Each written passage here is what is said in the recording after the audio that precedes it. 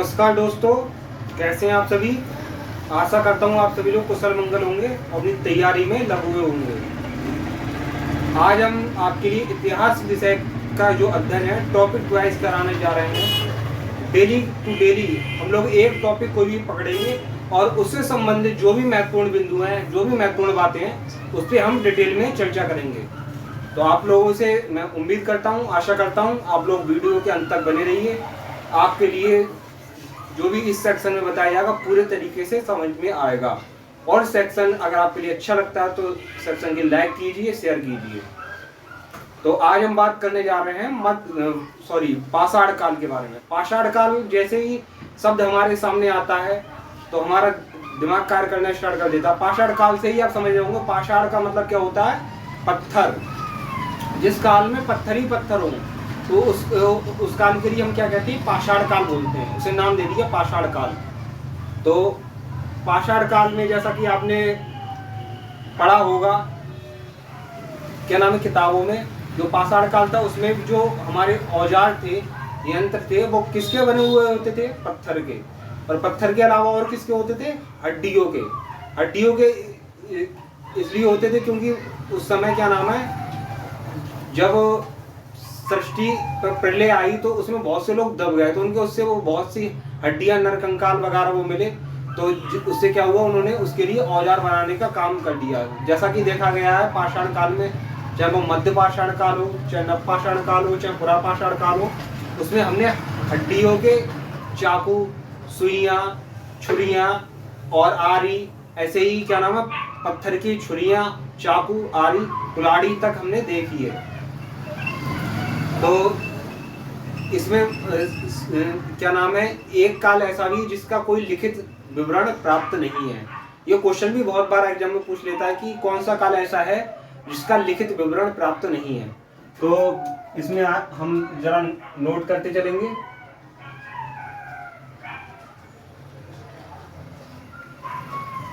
जिस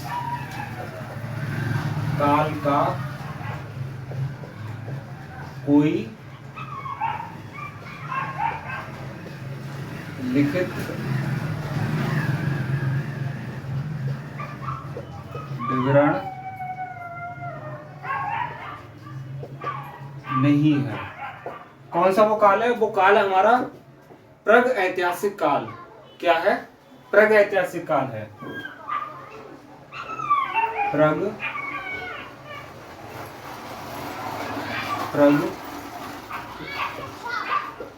ऐतिहासिक काल।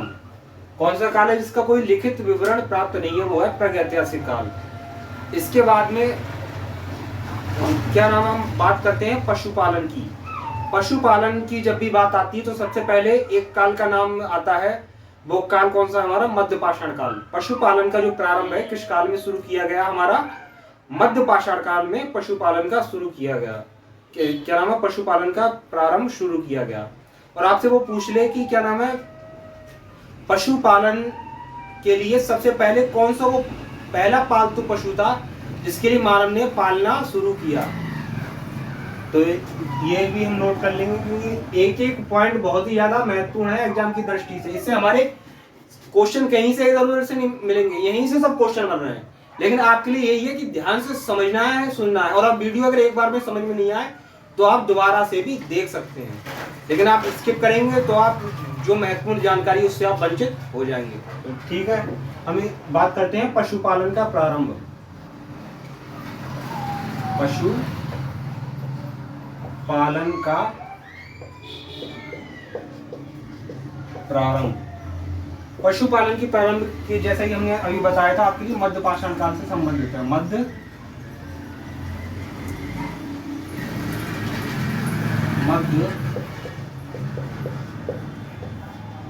पाषाण काल किससे संबंधित है, पशुपालन का प्रारंभ मध्य पाषाण काल। और वो पूछ लेता कि मानव द्वारा पहला पालतू पशु कौन सा है। मानव द्वारा प्रथम पालतू पशु कौन सा है, मानव द्वारा कौन सा है, कौन सा क्या नाम है प्रथम पालतू पशु है। तो उसका उत्तर क्या हो जाएगा, जैसा कि हमने बताया था आपके लिए, प्रथम पालतू पशु कौन सा है पाषाण काल के अनुसार, तो वो हमारा हो जाएगा कुत्ता हो जाएगा। क्या हो जाएगा, कुत्ता हो जाएगा। और अगर वो बहुत से लोग कहेंगे गाय, कि सर गाय भी तो प्रथम पालतू पशु है, तो वो गाय प्रथम पालतू पशु है, लेकिन वो मध्य पाषाण काल या पाषाण काल से नहीं है। वो किस काल से है, अगर वो गाय की बात करने की ऑप्शन दे दे आपके लिए, गाय किस काल से संबंधित है प्रथम पालतू पशु, तो वो हो जाएगा वैदिक काल। कौन से काल से, वैदिक काल। जैसा कि आपने सुना भी होगा, क्या नाम है, सबसे ज्यादा दान गायों का किया जाता था, वो किस काल में, ऋषि मुनि किस काल में हुए, सब वैदिक काल में हुए। किस में हुए, वैदिक काल में हुए। तो वैदिक काल की अगर वो बात करें प्रथम पालतू पशु, तो हमारा क्या हो जाएगा, गाय कौन से काल से संबंधित हो जाएगी हमारी, वैदिक काल से, वैदिक काल। ये दो ऐसे क्वेश्चन है जो क्या नाम है हमारी कंफ्यूजन उत्पन्न करते हैं, ये नंबर कटाने का कार्य करता है। तो यहाँ पे थोड़ा ध्यान देने की जरूरत है बच्चों। अभी ध्यान दे लोगे तो एग्जाम में गलती नहीं होगी, लेकिन अभी थोड़ा लूजली देखोगे, लाइटली लोगे इस वीडियो के लिए, पढ़ाई के लिए, तो फिर आगे एग्जाम में तो दिक्कत होने वाली है, नंबर कटेंगे ही कटेंगे। तो ये हो गया क्या नाम है हमारा पशुपालन का प्रारंभ। अब आपसे पूछ ले कि क्या नाम है खेती का प्रारंभ या खाद्यान्नों का प्रारंभ किस काल में किया गया। जब खाद्यान्नों का प्रारंभ की बात आ जाएगी, देखो भाई थोड़ा कॉमन सेंस तो आप लगा ही सकते हैं। मानव के लिए क्या नाम है हमने कर लिया, मानव और कुत्ता, जानवर भी आ गया। तो जब मानव है या कुत्ता, तो उसे भोजन की तो जरूरत पड़ेगी ना। तो अगली आवश्यकता क्या है मानव और कुत्ते की, भोजन। तो भोजन की जरूरत पड़ेगी, तो वो भोजन कहाँ से प्राप्त होता है भाई, खेती से प्राप्त होगा। तो अगला काल कौन सा आ रहा है मध्य पाषाण के बाद, हमारा नव पाषाण काल। नव पाषाण काल में क्या हुआ, हमारा खेती का प्रारंभ हुआ। तो आपसे पूछ ली खेती का प्रारंभ या खाद्यान्नों का प्रारंभ, खाद्यान्नों का प्रारंभ का काल, मैंने शॉर्ट में लिख दिया, खाद्यान्नों के प्रारंभ का काल है। खाद्यान्नों को प्रारंभ किस काल में हुआ, तो वो हमारा कौन सा काल है, वो है हमारा भाइयों नव पाषाण काल। कौन सा काल है मित्रों, हमारा नव पाषाण काल है। वो नव पाषाण काल में खाद्यान्नों से जो बच्चे कंफ्यूज है, खाद्यान्न क्या हो गया, खाद्यान्न हो गया फसल, शुद्ध भाषा में समझे तो फसलों का प्रारंभ किस काल में हुआ, नव पाषाण काल में। और आपसे वह पूछ ले कि क्या नाम है सर्वप्रथम मानव द्वारा किन दो फसलों की खोज की गई, या सर्वप्रथम मानव द्वारा कौन सी ऐसी फसल है जिसकी खोज सर्वप्रथम की गई, तो वो कौन सी फसल है, मानव द्वारा खोज की गई पहली फसल। इसे थोड़ा रफ कर देंगे, इसके बाद में हम बात करेंगे मानव द्वारा खोज की गई पहली फसल। जो लोग नोट करना चाहते हैं वो वीडियो स्किप करके, सॉरी वीडियो स्टॉप करके नोट भी कर सकते हैं। तो इसके बाद में वो क्या कह रहा है हमसे,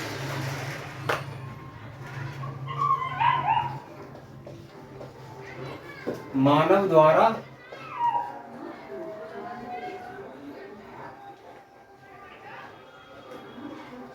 उत्पन्न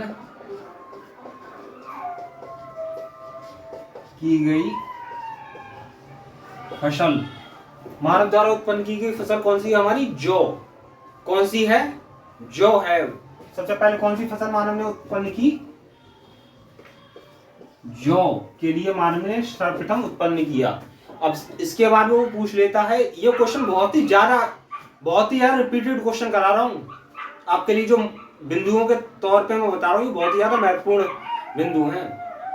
इसके बाद में वो क्या पूछता है कि मानव द्वारा सर्वप्रथम किस धातु का प्रयोग किया गया। क्या प्रश्न है, मानव द्वारा सर्वप्रथम प्रयोग की गई धातु,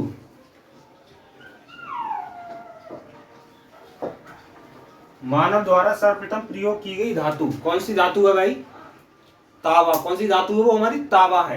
तो ध्यान रखिए दोस्तों, बच्चों ध्यान रखिए आप लोग, कौन सी धातु है? तांबा है। अब बात करते हैं, वो बहुत पूछता है क्या नाम है, खेती के साक्ष्य किस जगह से कौन से साक्ष्य मिले। तो सबसे पहले वो एक क्वेश्चन ये भी पूछता है कि मेहरगढ़ से हमें कौन कौन सी फसल के साक्ष्य प्राप्त हुए।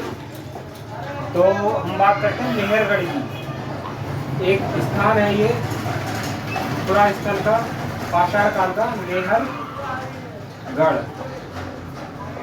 मेहरगढ़ से कौन कौन सी फसल के साक्ष्य मिले? एक तो हमारे लिए किसका साक्ष्य मिला? कपास का साक्ष्य मिला। कपास जो भाई कॉटन के कपड़े बनाने में, वस्त्र बनाने में जिसका उपयोग किया जाता है, कागज बनाने में, वो कपास के साक्ष्य मिले। उसके बाद में किसके साक्ष्य मिले? गेहूं के। कपास और गेहूं के साक्ष्य कहां से मिले? मेहरगढ़ से। अब यही भी बात आती है कि भाई अनाज मिल रहा है और कपास भी मिल रहा है, जिससे क्या नाम है, कॉटन सूती वस्त्र बनते हैं। तो यहीं पे थोड़ा क्वेश्चन और इसी में घुमा के पूछ सकता है आपसे, स्थायी जीवन के साक्ष्य हमें कहां से मिले? क्या पूछ सकता है? स्थायी जीवन, जहाँ पे भाई रोटी हो रही है, मकान भी है और कपड़े का भी साधन है, तो वहां पे भी स्थायी जीवन होगा नहीं होगा? तो ये थोड़ी कॉमन वाली बात है। तो स्थायी जीवन के साक्ष्य की बात कर ले तो वो भी क्या है हमारा? मेहरगढ़ ही है। स्थायी जीवन के साक्ष्य, स्थायी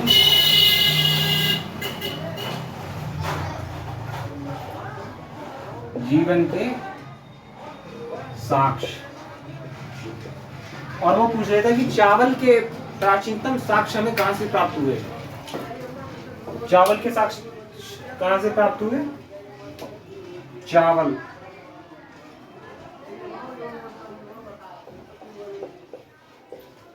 के साक्ष्य कहां से प्राप्त हुए? हमें लाहुरा देव से। किससे?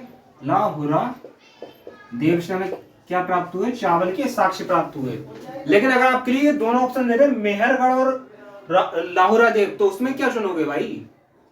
उसमें आप चुनेंगे लाहुरा देव। क्या चुनेंगे? लाहुरा देव। और लाहुरा देव नहीं है तो हमारा हो जाएगा मेहरगढ़। ये बहुत ज्यादा कंफ्यूज करने वाला क्वेश्चन है और ये नंबर भी कटाता है, तो ध्यान देने की जरूरत है बच्चों। ठीक है, तो आगे हम बात करते हैं। चावल के साक्ष्य हो गए मेहरगढ़ से, और इसके बाद में मानव नरकंकाल कहां से प्राप्त हुए?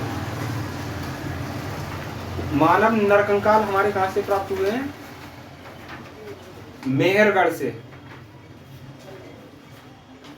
मेहरगढ़ से भी मानव नरकंकाल प्राप्त हुए हैं। और सबसे ज्यादा अगर वो मानव नरकंकाल की बात कर ले तो वो कहां से प्राप्त हुए हैं? सर्वाधिक मानव नरकंकाल, सर्वाधिक मानव नर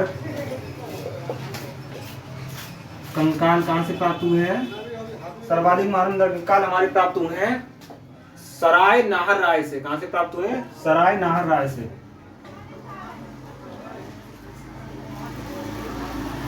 सराय नाहर राय से क्या प्राप्त हुए हैं?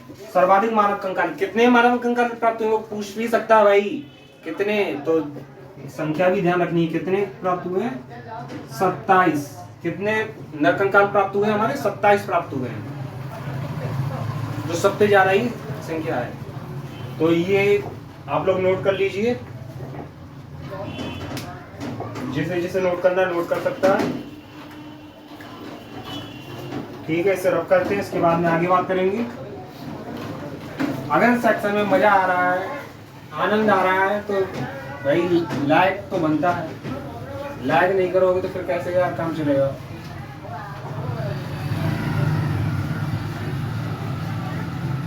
अगर मजा आ रहा है तो, सेक्शन अच्छा लग रहा है तो भीड़ नहीं चाहिए, पढ़ने वाले बच्चे चाहिए। नंबर तो स्कोर तो आपका चमकेगा ही, स्कोर तो बढ़ेगा ही, लेकिन हमें क्या चाहिए? पढ़ने वाले बच्चे चाहिए, भीड़ नहीं चाहिए। जो पढ़ने के इंटरेस्ट हो, इच्छुक हो और आपके साथी उन्हें भी लेके आइए, और फिर देखते हैं क्या आनंद आता है। दोनों हाथ आपका इतिहास और आप कैसे इससे जूझते हैं। ठीक है, तो क्या नाम है, हमने कहाँ तक वो कर लिया? 27 नरकंकाल कहाँ से प्राप्त हुए? सराय नार राय से। अब एक क्वेश्चन बहुत ही ज्यादा पूछा जाता है, एक ही कब्र से 3 नरकंकाल कहाँ से प्राप्त हुए? क्या पूछता है? एक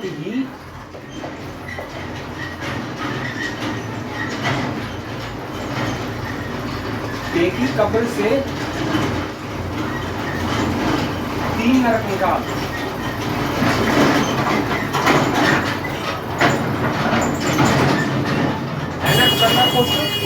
खतरनाक क्वेश्चन है, तो खतरनाक हेडिंग भी होना चाहिए, लाल खतरा वाला, तो इसीलिए लाल हेडिंग चुना गया आपके लिए।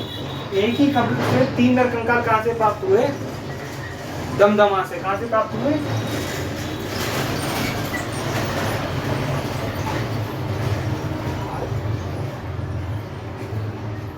दमदमा से नहीं है बच्चों, मादा से है। कहाँ से है? ये गलत हो रहा है भाई, माधा, दहा से एक ही कब्र से 3 नरकंकाल प्राप्त हुए। और बूचड़ खाना कहाँ से प्राप्त हुआ?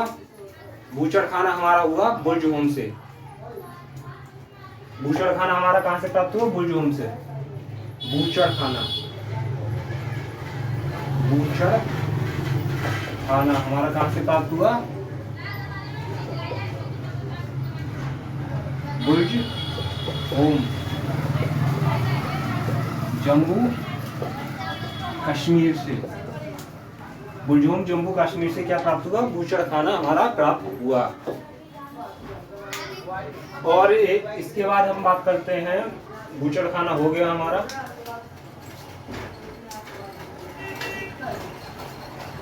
बूचड़ खाना जम्मू कश्मीर से प्राप्त हो गया। इसके बाद में पाषाण काल में और क्या रह गया? हाँ, चांदी। चांदी की जो खाने हैं उसके बारे में भी क्वेश्चन आता है, तो चांदी के लिए हमें पता होना चाहिए, चांदी हमें कहाँ से प्राप्त होता है? चांदी, चांदी जो धातु है हमें प्राप्त होती है राजस्थान की,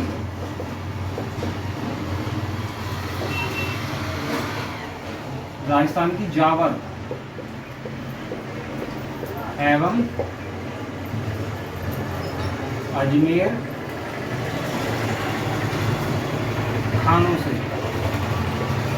कहाँ से प्राप्त होती? कहाँ से प्राप्त होती है? सॉरी, भारत में चांदी, भारत में चांदी राजस्थान की जावर एवं अजमेर खानों से प्राप्त होती है। और गोमत, गोमत कहाँ से प्राप्त होता है हमारे लिए भारत में? गोमत प्राप्त होता है गा से गो मध और गा से गुजरात। गोमेद कहाँ से प्राप्त होता है हमें? गुजरात से प्राप्त होता है। सीसा कहाँ से प्राप्त होता है हमें? सीसा प्राप्त होता है हमें अफगानिस्तान से। कहाँ से प्राप्त होता है सीसा? अफगान स्थान से हमें सीसा प्राप्त होता है।